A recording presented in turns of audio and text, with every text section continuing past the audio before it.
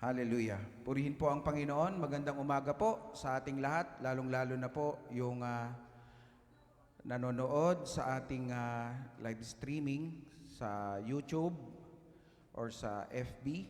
Ganon din po yung mga narito sa loob ng tahanan ng ating Panginoon. Mapagpala po sa inyong lahat at naway ang kaayusan ng ating Panginoon ay sumainyong lahat. So, kamusta po ang bawat isa? Kamusta po ang bawat manonood? Kamusta po ang ating mga elder? Kamusta po ang ating mga tinatawag na manggagawa sa tahanan ng Panginoon? Ganon din po, kamusta yung ating mga kamag-anak, kapitbahay, kaibigan? Kamusta po kayong lahat? Nawa ay itong ating mensahe ay magkaroon ng tinatawag na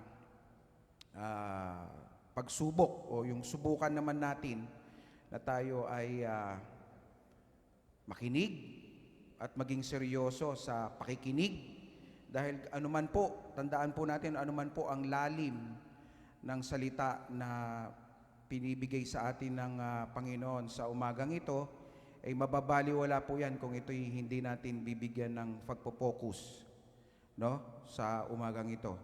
At sa umagang pong ito ay akin pong iniimbitahan na ang lahat, no? Lalong-lalo na po yung mga nandun sa kanilang mga tahanan na magsitayo. At kung hawak-hawak niyo po ang inyong mga Biblia, buksan po natin yung ating mga Bible sa awit o sa Psalms. Chapter 34, verses 1 to 8. At kung nandiyan na po sa inyong mga TV, no? Ang sabi po dito sa unang talata, no? Sa lahat ng pagkakataon, si Yahweh ay papupurihan. Pagpupuri ko sa Kanya'y hindi ko patitigilin. Aking pupurihin Kanyang mga gawa. Kayong naaapi, makinig, matuwa. Ang dakilaan niya ay ihahayag at ang ngalan niya ay pupurihin ng lahat. Ang aking dalangin dininig ng Diyos. Inalis niya sa akin ang lahat kong takot. Nagalak ang aping umaasa sa Kanya pagkat di nabibigo ang pag-asa nila. Tumatawag sila sa Diyos, ang walang pag-asa, sila'y iniligtas sa hirap at dusa. Anghel ang siyang bantay sa may takot sa Diyos. Sa mga panganib, sila'y kinukupkop. And last verse, verse 8, tignan mo at lasapin ang kabutihan ni Yahweh. Mapalad ang mga taong nananalig sa Kanya. Allow me to pray. My Heavenly Father, we thank you po, Panginoon, sa umagang ito. Bagamat punong-puno ng mga tinatawag na hindi mo inaasahan, na mga bagay, Panginoon, na dumarating sa aming buhay, pero narito ka. Patuloy na tinutugon, nagbibigay ng lakas. Patunay, Panginoon, na ang Sunday na ito ay para sa iyo lamang. Wala at wala nga pong ibang maitataas kung hindi ikaw lamang. Lord, siyasatin mo po kami.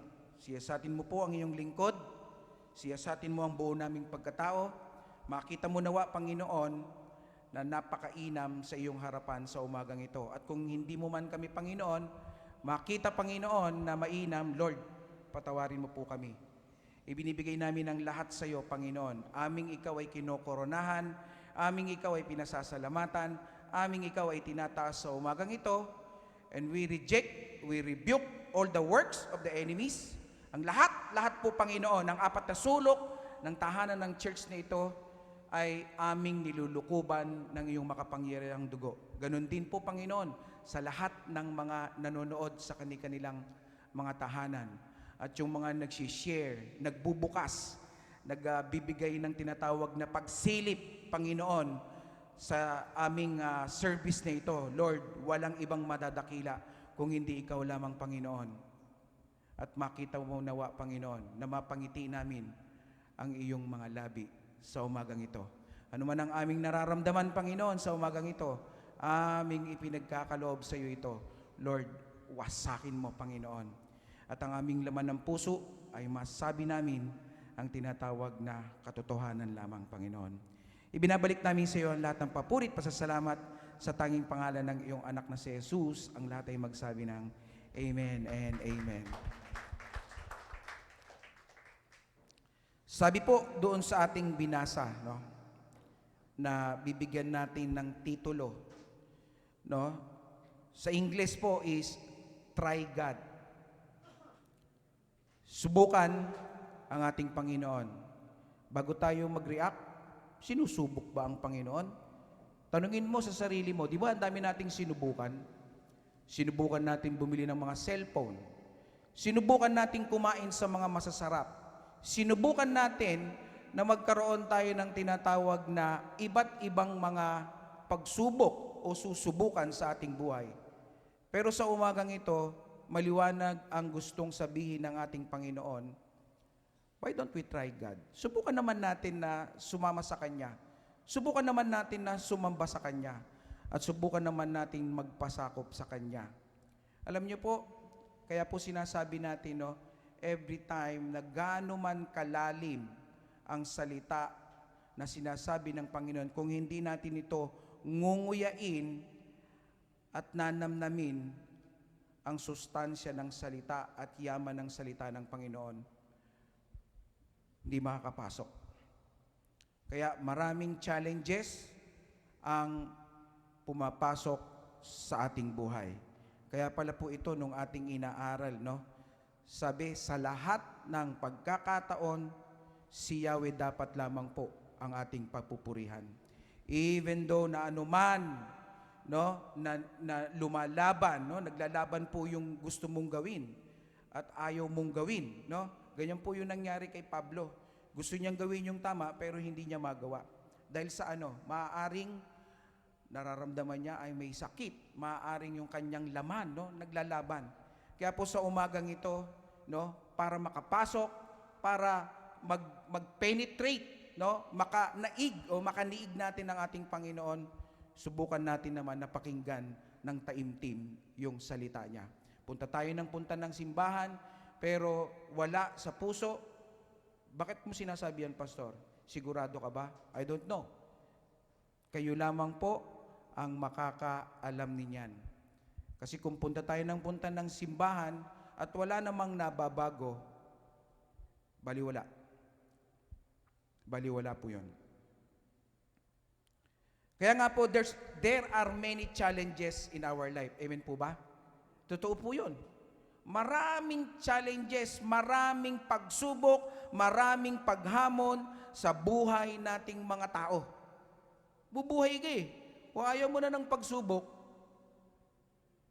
isa lang, susuot ka ng napakagarang tinatawag na barong na biyak sa likod. Wala ka ng problema. Pero alam niyo po ba, nasubukan mo na ba na ang Diyos ang maghari sa buhay mo? Kaya huwag ka munang susuko. Maraming plano para sa iyo ang ating Panginoon. Di ba nga, sinasabi natin, try and try until we die. Or until you die. No? Pero sana naman sa mga pagkakataong ito, why don't give a chance, no, na papasukin mo naman ang salita ng ating Panginoon? I don't know. Sabi ng Panginoon, ito ang ating sabihin, ito ang ating ituro. Bakit paulit-ulit na puro pagkapapalakas? Bakit paulit-ulit na puro encouragement ang salita ng Panginoon? Why? Because there is something wrong on the person na kinakausap sa umagang ito ng ating Panginoon. Can you hear amen? There are many challenges in our life. Totoo po, na totoo. Kaya nga po narito ang isang hamon na nagmula kay David. So my name is Emmanuel, King David, and the worship leader is David. So talagang nangungusap ang Panginoon. Amen? Amen po ba?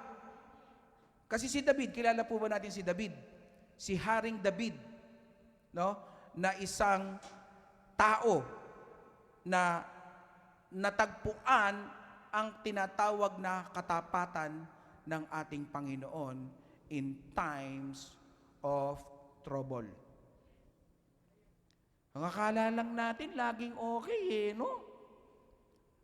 Ang akala lang natin ay talagang araw-araw ay okay. Kasi, okay ang sustansya mo. Okay ang tinatawag na pakiramdam mo. Pero one time, no? Talagang pag tayo po ay papalapit ng papalapit sa ating Panginoong Hesus at nagsusuko ng buhay, no? Talagang ang diablo, no? Talagang nagsusumiksik, parang surot, nagpaparamdam. Habang lumalapit ka, nagtatapat ka sa ating Panginoon, andyan yung mga tinatawag na challenges in our life. Kaya nga po, narito po ang isang hamon, no? Mula sa isang tao na merong isang puso na punong-puno ng pagpupuri, na kahit punong-puno din siya ng mga iba't ibang paghamon sa kanyang buhay, ay makikita mo po na siya ay magpupuri. Opo, ang pagpupuri, no, napanood nyo na po ba dun sa YouTube? No, yung dalawang babae at isang lalaki, no, na pupugutan ng ulo. No? Pero yung dalawang babae, kasi cellphone, napugutan ng ulo, yung dalawang babae. Yung huli, no, na pupugutan ng ulo, nakatakip ang kanyang mga mata at ang kanyang mga kamay ay nasa likod, nakatakip, no, at hawak-hawak siya ng nakayuko na siyang ganon para pugutan. Ang ginawa niya po ay nagpuri sa ating Panginoon. At ano po ang nangyari? Tinamaan ng kidlat yung magpuputol ng ulo doon sa pupugutan niya. Bye! Kasi lagi siyang ginagawa niya? Pupugutan ka na ng ulo, kapatid. Andiyan na yung malaking paghamon. Pero anong ginagawa ng bibig niya? Pinupuri pa rin niya ang Panginoon. Amen po ba? Ano man ang mangyari sa kanyang buhay, katulad ni David, ay nagpupuri sa ating makapangyarihang Diyos. David challenges everyone to try God. Opo, even me. No? Hinahamon tayo ni David na ang lahat na subukan naman natin ang ating Panginoong Diyos. Dami nating sinusubukan di po ba? Amen po ba? Ang bata, maliit pa lang, nakita ang bentilador, tutusukin yung bentilador. Nung nasaktan, aray! Di ba? Kasi bakit? Bago sa kanya Ano ito? Di po ba? Amen po ba? Doon sa mga dalaga naman na nagkakaroon ng pag-iisip, nakita niya ang kanyang kaibigan, may boyfriend. Ganon din ang lalaki, nakita niyang kaibigan, may girlfriend. Susubukan. Ang pagtitiktok nga di ba? Laging sinusubukan. Nagpapalit ka pa ng damit. Nagpapalit ka pa ng background. Ang daming pag tinatawag na susubukan para mapaayos lang ang kanilang tinatawag na pagtitiktok. Amen? Amen po ba doon sa mga kabataan? At doon naman sa mga magulang, ang daming sinusubukan na mga tinatawag na recipe. Amen po ba? Para mapasarap yung iluluto mo sa iyong mga anak at sa iyong mahal sa buhay. Amen po ba? Kaya po nagpapasalamat po ako. Talaga pong ginagambala po ako ngayon ng kaaway, no? Although na masakit po yung aking kanang tenga, no? At medyo yung aking pong ubo, wag po kayong mag-alala, hindi po ito COVID. Kasi hindi po inaalaw ng ating Panginoon na magkaroon ng hadlang sa umagang ito ang mensahe niya. Naniniwala po ba kayo doon? No? Sa Diyos po ang lahat ng palakpak na yan. So David challenges everyone to try God. Kanina, nagpupuri tayo. All people raising their hands to the Lord, but the others, hindi. Bakit? Kanya-kanyang lang yan, pastor. Hindi pa namin nararanasan siguro ang ating Panginoon. Kaya nga po, kung hindi natin papapasukin, kung hindi natin i-allow ang Panginoon, walang intimacy, walang pagnanais, kahit 10 taong ka dito sa church, hindi mo maitataas ang iyong kamay. Bakit? Bakit? Ikaw lang ang nakakaalam niyan. Sabi po dito sa ating nabasa sa ibang salin po in King James Version, no? O taste and see that the Lord is good. Amen? Tignan mo at lasapin ang kabutihan ni Yahweh. Paano mo malalasap? Paano mo mararanasan ang kabutihan ng Panginoon? Paano mo malalasahan ang mabuting ginagawa ng Panginoon kung hindi mo i-allow ang ating Panginoon sa iyong buhay? Blessings are promised to those who accept this challenge. Totoo po yun.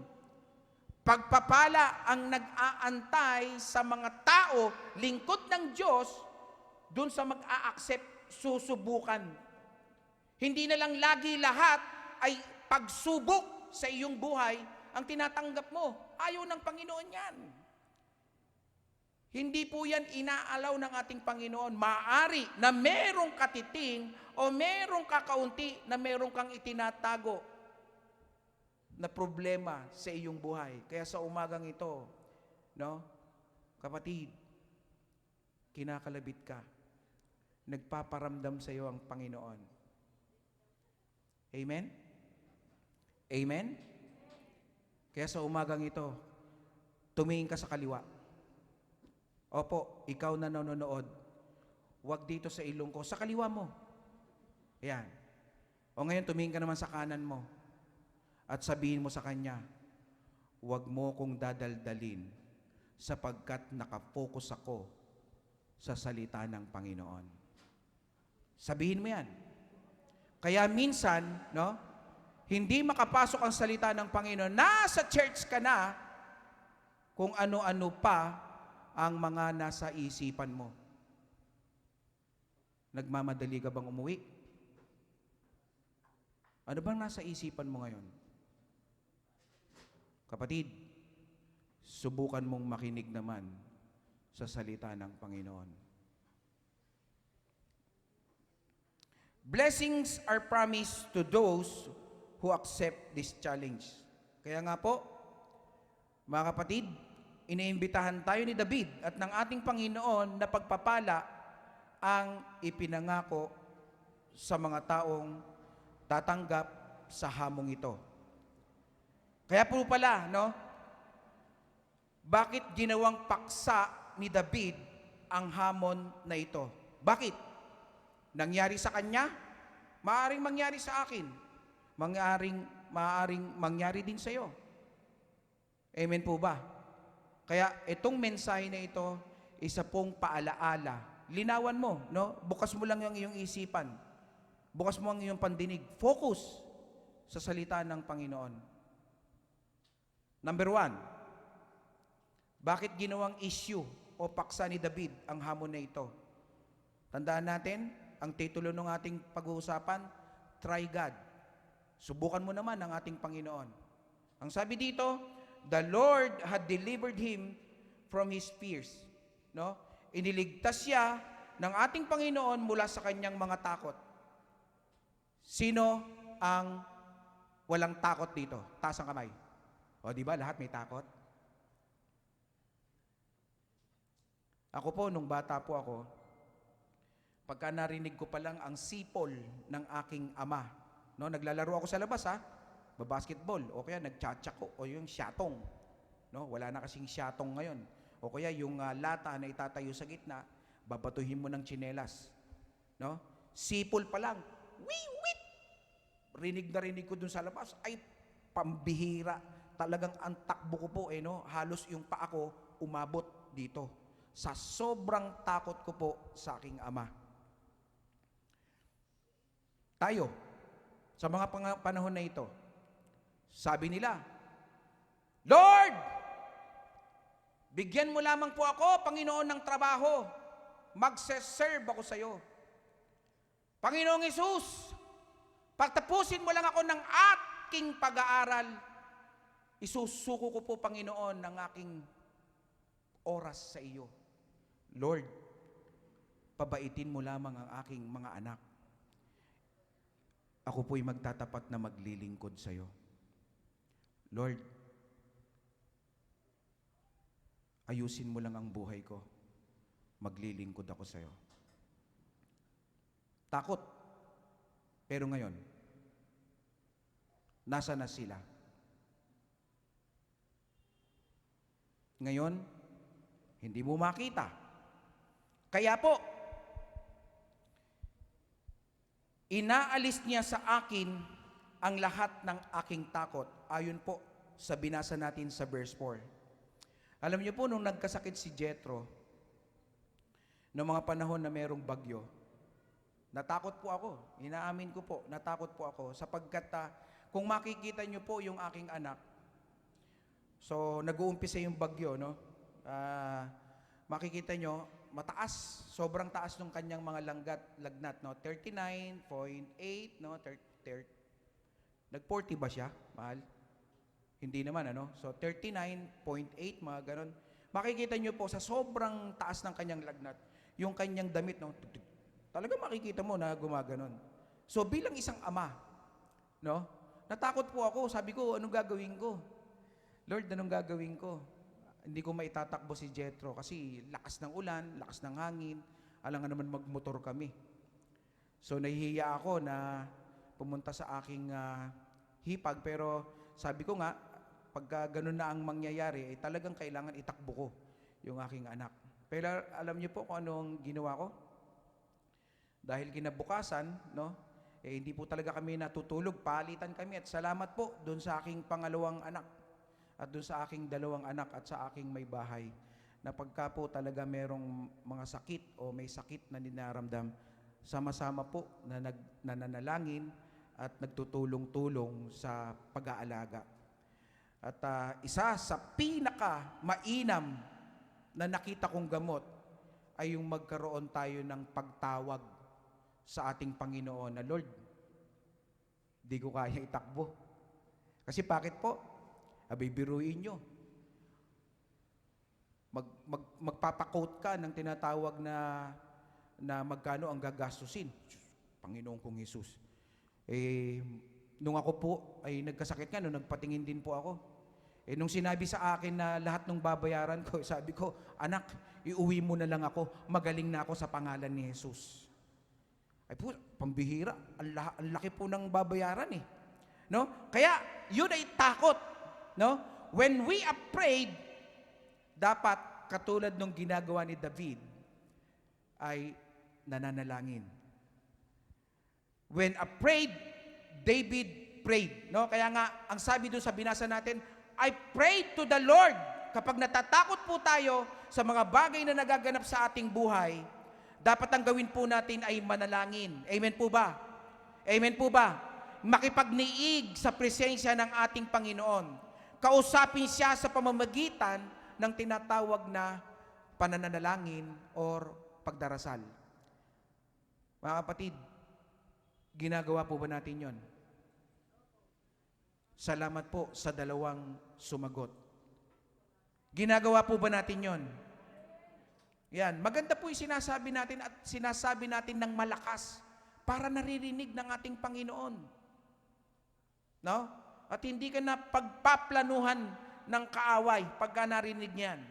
An answered prayer made David a praising person. Alam niyo po ba yun?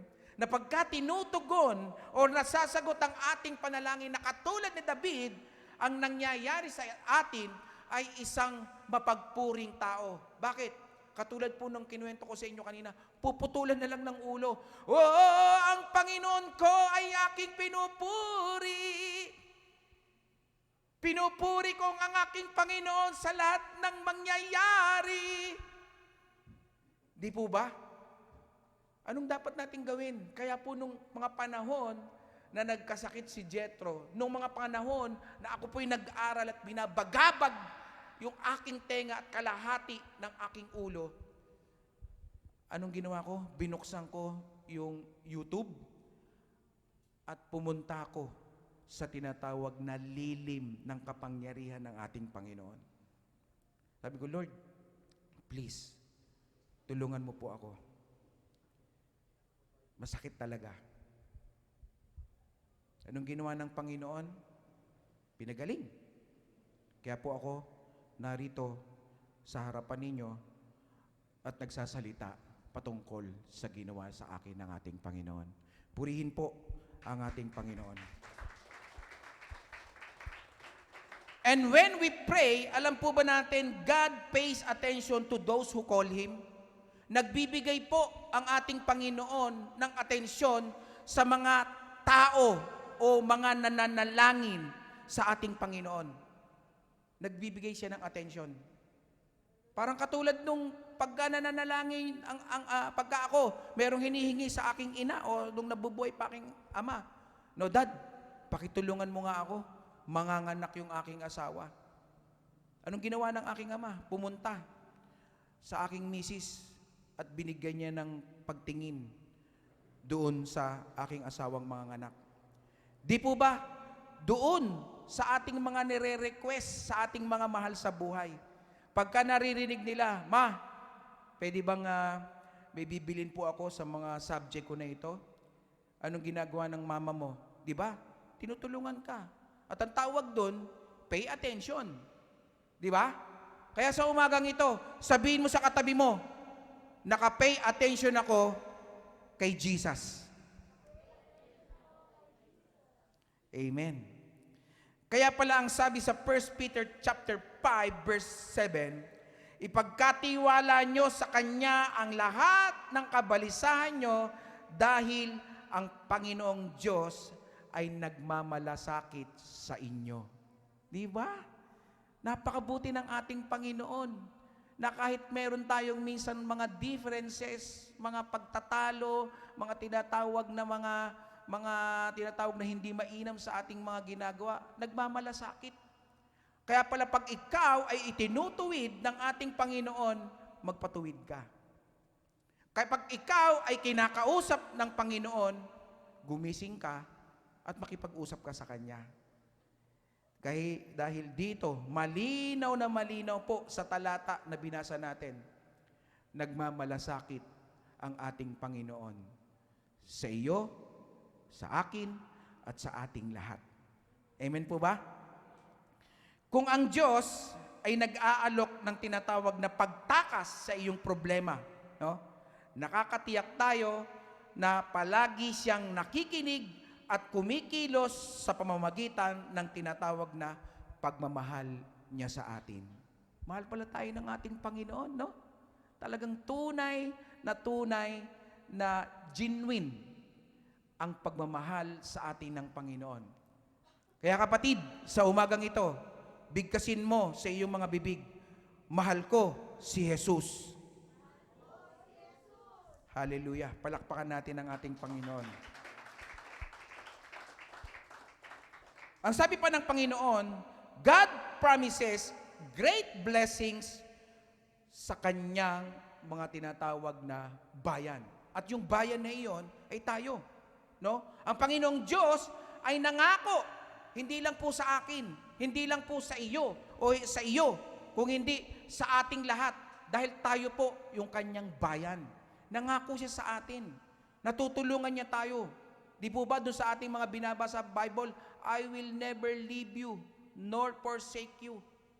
Kaya po tayo pagka meron na tayong mga bigatin sa ating mga buhay, meron kang alalahanin sa iyong buhay, sa iyong mga mahal sa buhay, sa iyong mga anak, sa iyong sarili na minsan gusto mo nang bumigay. Dahil kulang sa tinatawag na bitamina ang iyong anak, kulang sa pagkain ang iyong pamilya. Minsan makakapag-isip ka na, Lord, ang dami kong pangangailangan. Minsan nababago na yung tinatawag na layunin ng iyong mga pag-iisip. Alam niyo po, ako po talaga gusto ko po no, na makapag-aral sa Bible School. Gusto ko po. Ipinapanalangin ko sa Panginoon na, Lord, gawa tayo ng pamamaraan, gabi ba? O tanghali ba? O katulad dito, Sabado. Kaya nagpapasalamat po ako kay aking tatay Art, no? Sa isa po nating mentor. Salamat po. At yan po ay aking ipinagpanalangin na isang araw ay kakatok po ako sa inyo. na makapag-aral sa Bible School na inaalok ninyo. Tulungan niyo po ako, no? Members, elders, no? Na makapag-aral po tayo sa Panginoon. Kasi habang dapat na tayo ay tumatanda, meron tayong pinagkakatandaan. Dahil kung wala, uulitin ko po ito, habang tayo ay nabubuhay dito sa mundong ito, no? Subukan na natin, hanggat bata pa po kayo, subukan na nating ang ating Panginoon ay sumama tayo lagi sa Kanya. Napakahirap po na may edad, tapos gusto mong magbigay ng oras sa ating Panginoon. Ngayon pa lang po, ine-encourage ko na yung ating mga kabataan, no? Na puspusan ninyo ng patibayin ng inyong pananampalataya sa ating Panginoon. Dahil hindi po kayo ililigaw ng ating Panginoon. Sinisigurado ko po yun. No? Dahil kahit pangit ka at marumi kang basahan sa harap ng maraming tao, lilinisin ka ng Panginoon eh. Kasi ganun po ginawa niya sa akin. Sinubukan ko eh. Sinubukan ko na sumama, magsuko ng buhay sa ating Panginoon. Ngunit, alam po ba natin na marami sa mga pagpapalang ito'y nangangailangan ng aktibong pakikilahok. Totoo po yun. Kailangan nating maging aktibo sa ating Panginoon. Kailangan nating umanib sa ating Panginoon. Kailangan nating mag-Bible study. Kailangan nating mag-devotion. Kailangan nating mag-morning watch prayer. Kailangan natin ng sumamba sa Diyos every Sunday. Kailangan po. Hindi po naman ito ay, alam niyo po, ang salita ng Panginoon, libre. Uupo ka lang at makikinig. Depende na sa iyo kung ito yung ipapamuhay at iyong kakainin. At kung ito ay iyong seryosohin.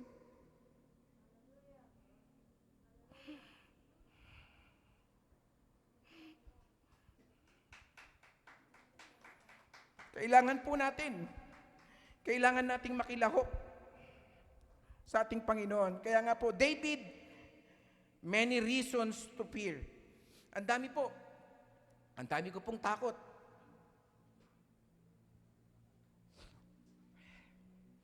Dami kong inaalala. Kapatid ko, nanay ko, lola ko, yung aming bahay na nakayuko na ng konti, yung lalagyan na ng aking tubig,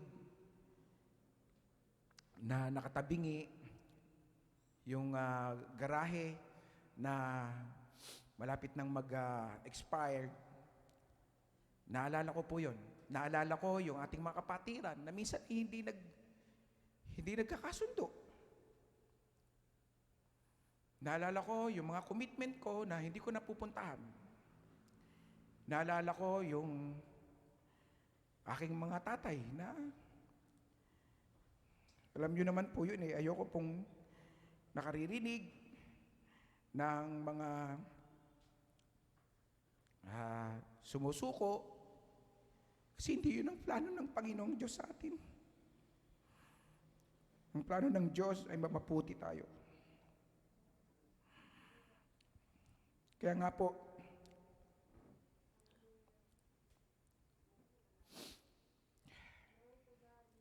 po, katulad ni David, napakaraming dahilan po ng kanyang mga takot. Katulad po nung bata pa siya po ay nag-alaga ng tupa na nag-iisa. Nung siya ay kabataan pa. Alam niyo po, mahirap po yun. Nag-aalaga ka, nagpapastol ka. No? Nagpapastol na katulad nito.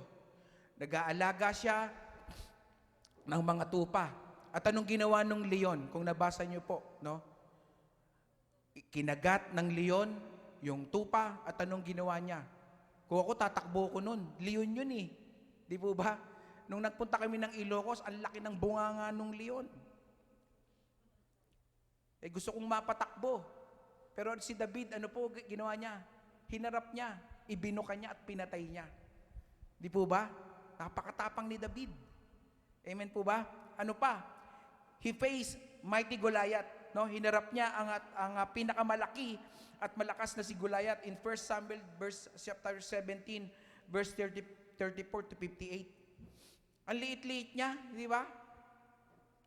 Pero anong ginawa niya? Hinarap niya si Goliath. Sa ibang salin po sa Bible, sabi po dito, David sought the Lord when he was afraid. Ibig sabihin ng sought, no, is hinanap. Hinanap niya ang ating Panginoon.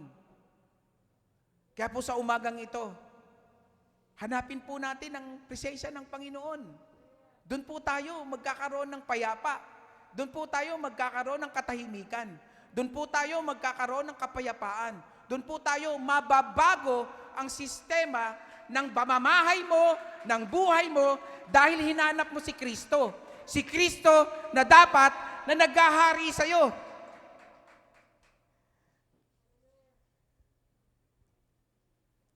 Sabi ko nga kay Jesus kagabi, sabi ko, Lord, paulit-ulit. Kaya pala paulit-ulit, kinukulit tayo ng ating Panginoon. Dahil nakikita niya, anak, baka meron ka pang hindi na ibibigay. Baka meron ka pang hindi na isusuko. Kaya in times of trouble, nariyan. Kaya sa umagang ito, hanapin natin ang ating Panginoon. Imbis na matakot, hinanap ni David ang ating Panginoon in Matthew 7:7. Natatandaan po natin yung ASK, yung ask, seek, and knock. Ang sabi po dito, knock. Ask, it will be given to you. Seek, and you will find. Knock, and the door will be open to you. Tandaan po natin yun, yung ASK, no? Na tatlo. Ask, seek, and knock. Kaya walang pagpapala, hindi ka nagtatanong Kaya walang pagbabago, hindi ka naghahanap. At kaya walang pumapasok na biyaya kasi hindi ka kumakatok. Kaya hindi ka mapagbubuksan.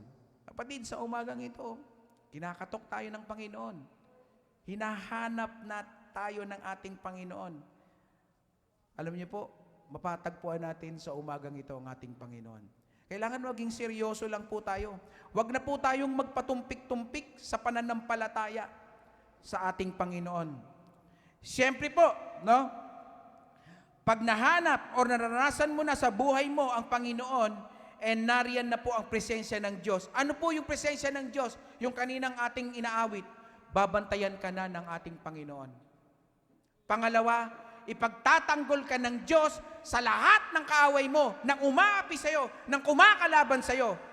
At pangatlo, ibe-bless ka ng ating Panginoong Diyos. Amen po ba? Amen po ba? Palakpakan po natin ng Panginoon. Kaya nga po si David is a good example to us. Napakagandang example ni David. Hari po yun. No? Hari. At nung mga panahon na yun, kausap niya ang ating Panginoon. Pero at the same time, mga kapatid, no? Nararanasan niya yung mga ganito. Kaya, napakagandang example po ang ating kapatid na si David. Amen po ba? Amen po ba? Natutunan niyang payapain ang kanyang sarili niya sa pamamagitan ng tinatawag na paghahanap niya sa ating Panginoon. Magkakaroon ka ng kapayapaan, magkakaroon ka ng tinatawag na maayos na buhay pagka hinahanap mo palagi ang presensya ng ating Panginoon. At paano mararanasan yun? Sa church. Sa salita ng ating Panginoon. Number 1, ang Biblia. Kailangan lagi mong binabasa. Magkaroon ka ng devotional time sa ating Panginoon. Magkaroon ka ng oras na palagi mo siyang pinananabikan. Hindi yung iyong laging cellphone, hindi yung lagi mong, alam niyo yun, nasa sa atin pong lahat, nasa sa atin po, kung ano yung ating pinananabikan. At kung ano ang inuumpisahan mo sa umaga, yan ang tatapos sa maghapon mo. Pagka cellphone mo, pagka trabaho mo, pagka yung mga ginagawa mo, wala ka ng oras sa ating Panginoon, kapatid, tinitiyak ko po, magtatapos ang oras mo na malungkot. Kaya magang-maga pa lang po, mag-devotion kayo. Pagkagabi, mag-devotion po kayo ng pamilya mo. Hawak-hawak kamay. No? Although na mag-alcohol po kayo, siyempre naman, pag magkahawak kayo sa tahanan nyo, sigurado naman po wala naman kayong mga COVID. Amen po ba? Sa loob ng tahanan, before you sleep, no? Nanay, tatay, o kaya ate, kuya, at kung wala naman yung isa, kulang, tuloy pa rin. Mag-pray pa rin kayo. Pasalamatan nyo ang Panginoon. Lord, salamat po. At ito pa na naman, gaganapin na naman namin, no? Naghahawak-hawak kami sa gabing ito, no? Patnubayan nyo ang aming pagtulog. Opo, kahit pagtulog, dapat po pinapatnubayan tayo ng ating Panginoon. Amen po ba? Kasi mahirap po Baka mamaya hindi na tayo magising. Hindi natin alam. Amen po ba? Kaya dapat simula sa umaga hanggang gabi, ipahawak natin ang ating mga tinatawag na pangyayari sa ating buhay, sa maghapon, sa ating Panginoon. Yung pong salitang peace, be still, yung kayo nang kinanta natin kanina, mamaya po awitin ulit natin yun. No? Makikita natin yan sa Mark 4:39. Alam niyo po ba, no? Yung kanyang mga disipulo, nung sinabi ng Panginoon, mga disipulo, tayo po lilipat sa kabilang ibayo. Sumakay sila sa tinatawag na bangka, no? At yung kanyang mga disipulo, medyo hindi gumanda yung hangin, no? Nagkaroon ng hanging amihan. Dumating sino ba yun? Roderick ba yun? Rolly pala, sorry. Si Ulysses, no? Pinatatawa ko lang kayo kasi medyo na seryoso po kayo. Si Ulysses, no? Sino pa? Si Quinta. At ano nangyari, no? Oh, Panginoon! Panginoon! Wala ka bang tinatawag na pakialam? Lord, lulubog na tayo! Anong ginawa ng Panginoon? Tumayo. At anong sinabi? Tumahimik! Peace! Be still! Ano nangyari doon sa dagat? Ha? Anong nangyari po sa dagat? Huminto. Pumayapa. No? Nawala yung hangin. Abay yung mga disipulo. Anong sabi? Sino ba to? Pati ang hangin at dagat, napapatigil niya. Yun ang problema sa isang mananampalataya. Ang laki na ng alon. No? Anong ginagawa? Dahil sa laki ng alon, sabayan na lang natin to. Di ba? Di ba? Sabayan na lang natin to. Kapatid, dapat hindi po ganon. Paano tayo magkakaroon ng payapa? Wala pong ibang sagot kung hindi manalangin. Walang ibang sagot kung hindi manalangin. Kasi po, yun ang sabi ng ating Panginoon. Peace, be still. God is bigger than our fears. Amen po ba? Napakalaki. No? Alam niyo po, ako po isang safety officer. At ang isang safety officer, ang tinitignan ay unsafe act at unsafe condition. Ang tinatawag na unsafe act ay yung maling gawa ng isang manggagawa. Okay? At ang unsafe condition is yung mali na kondisyon, pangit na kondisyon ng isang lugar. Gawin natin ito na para mas maintindihan ng mananampalataya. Ikaw ay born again o isang mananampalataya. Pagkakasalanan ang iyong ginagawa, yun ay tinatawag na unsafe act. Ang unsafe condition is yung balik sa'yo. Papangit ang kondisyon. Bakit? Ano pong sabi ng Bible? Ano pong sinabi?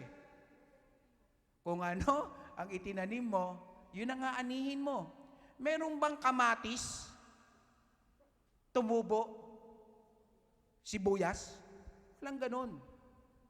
Kaya po, isa ang pamantayan ng ating Panginoon. God is bigger than our fears. No? Pagka mali, huwag mo nang ituloy.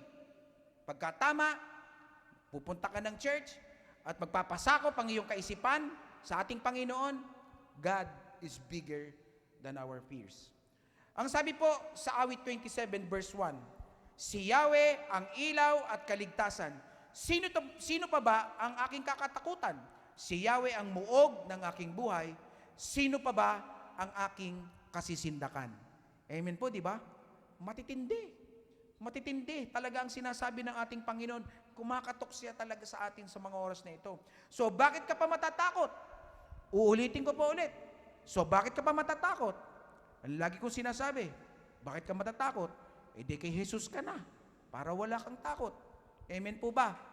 Amen. Palakpakan po natin ang ating Panginoon. Pangalawa, the Lord had saved him out of all his troubles. Iniligtas siya ng ating Panginoon sa lahat ng kanyang mga problema. Sabi po sa verse 6, no? Tumatawag sa Diyos ang walang pag-asa. Amen po ba? Pag wala na po talaga tayong pag-asa, tatawag po talaga tayo sa Panginoon eh. Kaya lang ang problema ito eh. Ang problema ito. Dahil laging merong pag-asa. No? Sa Quezon City may pag-asa. No? Di po ba? Dahil merong laging pag-asa, no? May blessing, okay lang sila, may kinakain pa, may pera pa, no? Meron pang wala pang tinatawag na karamdaman. So hindi nagpupuri sa ating Panginoon. Dapat po, meron o wala, magpuri tayo sa Panginoon. Meron o meron kang gusto, magpuri ka pa sa Panginoon. Mas lalo po nga dapat tayong nagpupuri pagka marami tayong blessing. Ngayon, wala nang blessing, Pastor eh. Naiiba na nga po yung panahon ngayon eh. Magpupuri pa ba ako? Yes, kapatid. The Bible said, anuman ang nangyayari sa iyong buhay, ay magsasabi kang, give thanks with a grateful heart. Give thanks to the Holy One. Give thanks because He's given Jesus Christ, His Son. Diba? Palakpakan natin ng Panginoon. Hallelujah! Alam niyo po, sometimes, all we can do is to cry to God. No? Wala eh. Talagang minsan eh, talagang pag marami tayong problema at marami ding takot sa buhay natin eh, talagang napapatawag tayo sa ating Panginoon at tayo po ay naiiyak. These are fearful but faith-building times. Totoo po yun. Maraming problema, pero yung mga problema na yun, yun yung nagpapatatag sa'yo. Dahil hindi naman po lahat ng problema mo ay pare-parehas. Bukas namatay yung mahal mo sa buhay. Bukas may mamamatay ulit sa buhay mo. Hindi po ganun. Iba-iba. Iba-iba. Kaya nga po nung nagkasakit si Jethro iba na naman. Kinabukasan, iba na naman pong problema. Na kailangan na naman mo pong iluhod sa ating Panginoon. Bukas na naman, meron po na naman. Pero po, ano pong ginagawa ng Panginoon? Di po ba napagtatagumpayan naman natin lahat? Bakit? Dahil noong mga panahon na may problema ka, bit ka ng ating Panginoon. Yan po ang iyong tatandaan. Any circumstances. Ano man po ang mga kaganapan sa ating buhay, kasama po natin ng ating Panginoon. Totoo, Pastor? Kahit na may mga cancer at saka yung talagang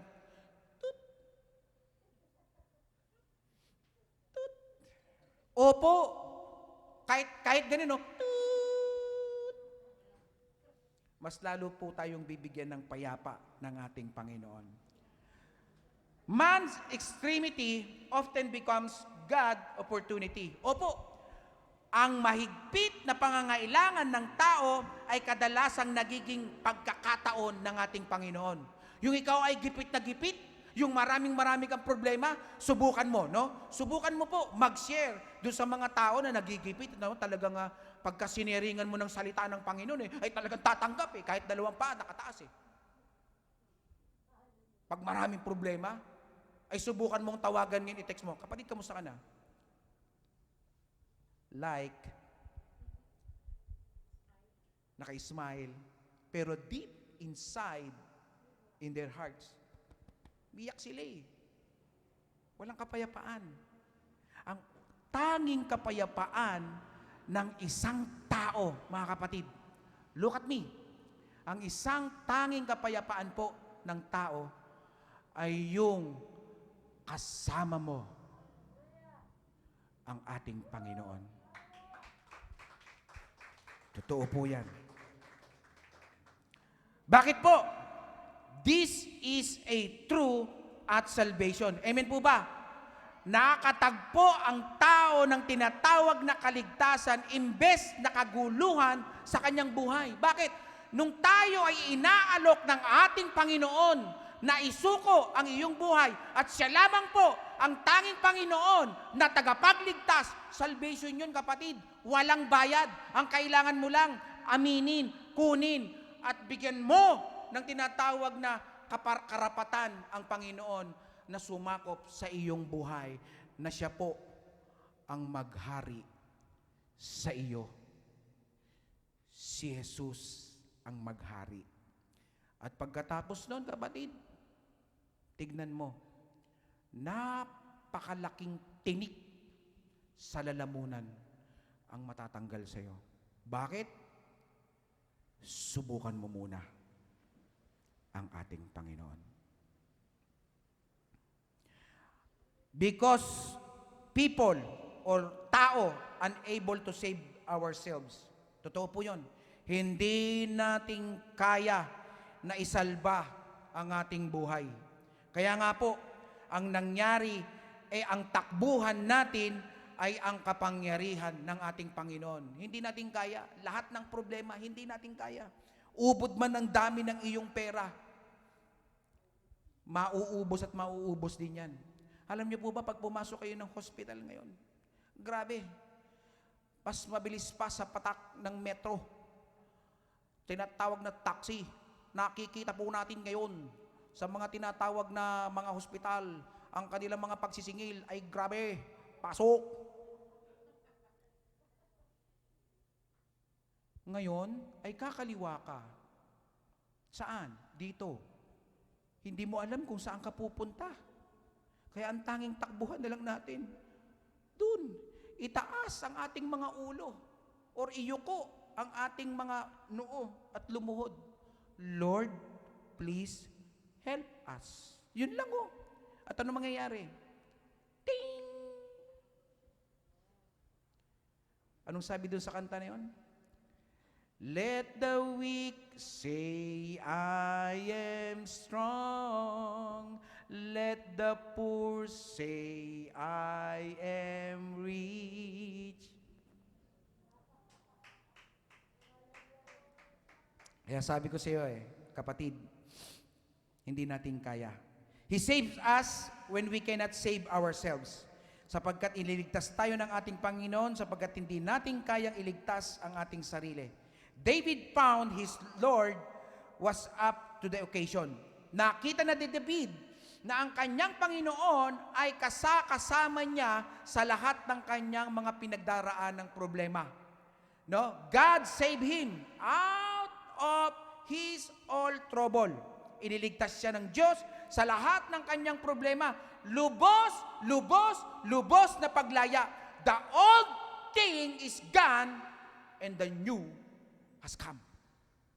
Amen po ba? Tinanggal na lahat. O nag-aalala ka, anak, dahil nasa akin ka na, o tanggalin na yan. Kaya nga nung isinuko natin ang ating buhay, amen po ba? Nung isinuko natin ang ating buhay ay talagang tinanggal ng ating Panginoon. Di po ba nung tayo po talaga ay nagsuko ng ating buhay, lahat pinagpe-pray natin. Amen po ba? Lahat pinagpe-pray natin. Lahat ng ating sasabihin, lahat ng gagawin, lahat ng pati nga pampaligo, di ba? Lagi ko po sinasabi. Ngayon, napagpe-pray pa ba natin yung pampaligo natin? Pagligo mo ganun, ang layo ng tubig. Bakit? Ang lamig. Di ba? So, hindi po dapat tayo manlamig sa pakikiharap sa ating Panginoon. He can do the same for you and for me. At yun po ay kayang gawin ng Diyos. Hindi lang po sa aming mga pastor, hindi lang po sa mga elders, hindi lang po sa mga tinatawag na members, kung hindi sa ating lahat. Kayang-kayang baguhin, kayang-kaya tayo na bigyan ng pagpapala ng ating Panginoon. Amen po ba? Number 3.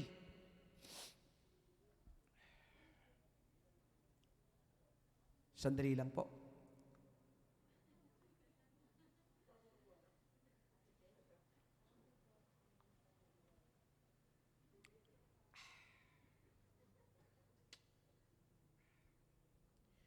It's cool. Sarap.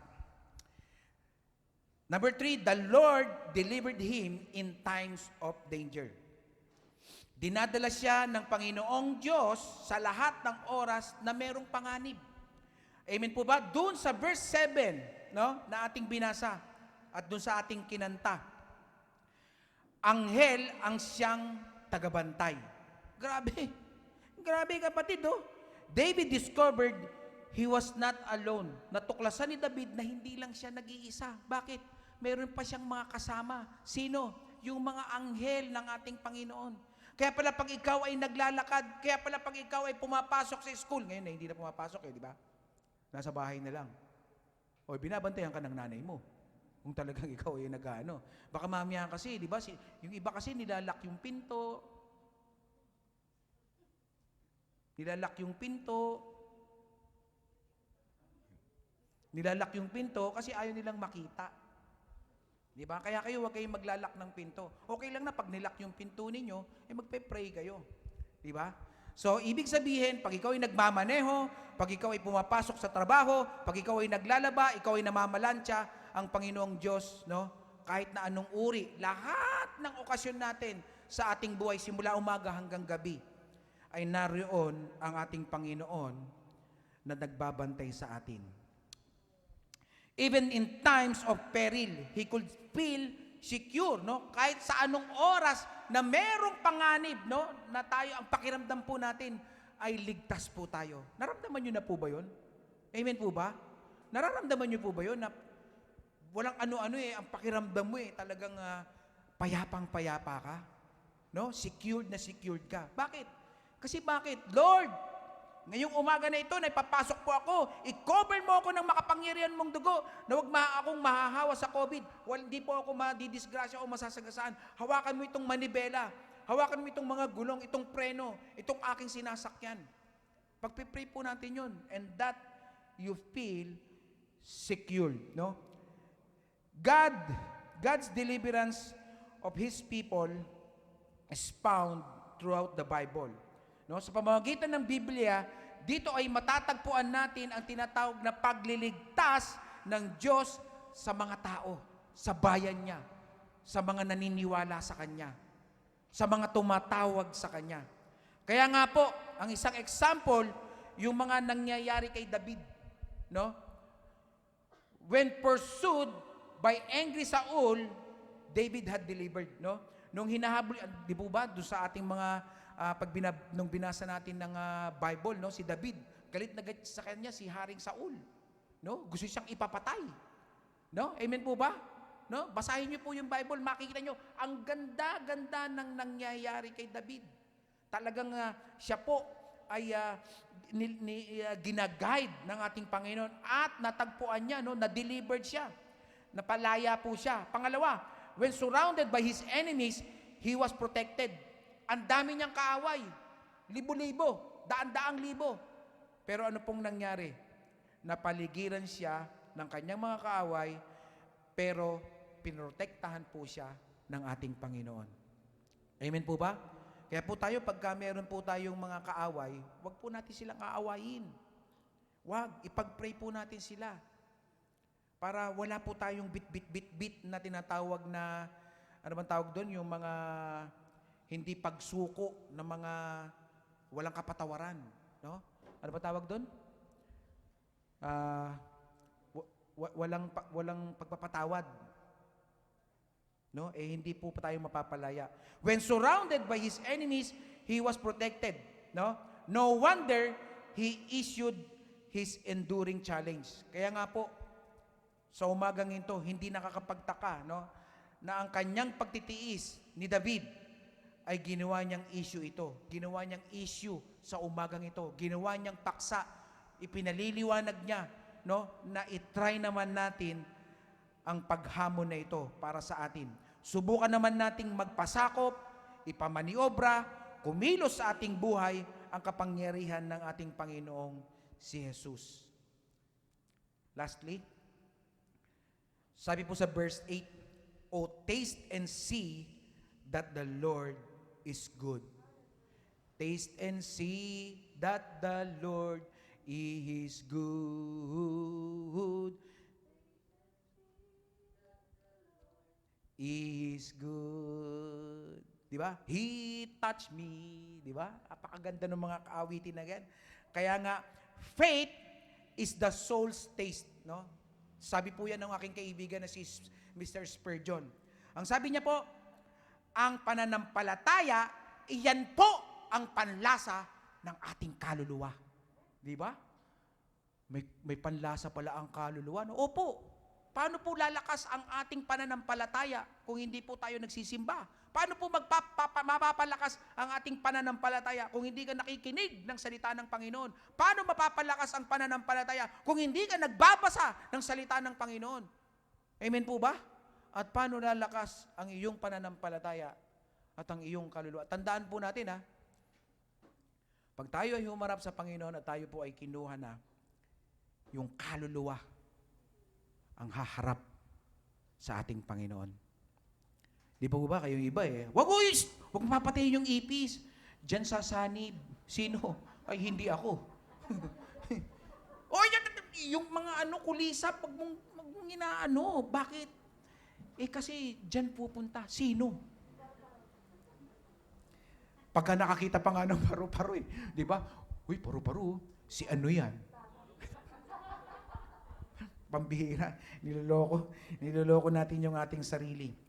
Those who come to Christ find Him good. Ang mga pumupunta kay Kristo ay tiyak na makakatagpo sa Kanyang tinatawag na kabutihan. Amen po ba? Palakpakan natin ang Panginoon. At dito na po ako magtatapos, no? Accept David challenge and try God. Hindi bukas, hindi sa susunod na araw, kung hindi ngayon. Try God today. No? Tanggapin natin ang hamon ni David at subukan naman nating iasa ang ating buhay at tanggapin ang salita ng Panginoon. Hindi bukas, hindi ngayon, kung hindi nauna. Minamadali na tayo ng ating Panginoon. Kasi po, sobrang dami mga nagaganap sa ating panahon sa ngayon. Sabi nga po, nung napanood ko, yung anak niya nagtitinda ng mga kung ano-ano sa bangketa, pero at the same time, siya po ay nag-aaral bilang isang doktor. Anong sabi nung kanyang tatay? Kaya po ako nagsusumikap at itinuturo ang tama sa aking mga anak dahil napakalupit po ng mundong ito. Tatay din yun. Malupit ang mundo. Pero hindi magiging malupit yan kung ang ating buhay ay bibigay natin sa ating Panginoon para siya ang maniobra sa lahat ng ating ginagalawan. Purihin po ang Panginoon. Hallelujah.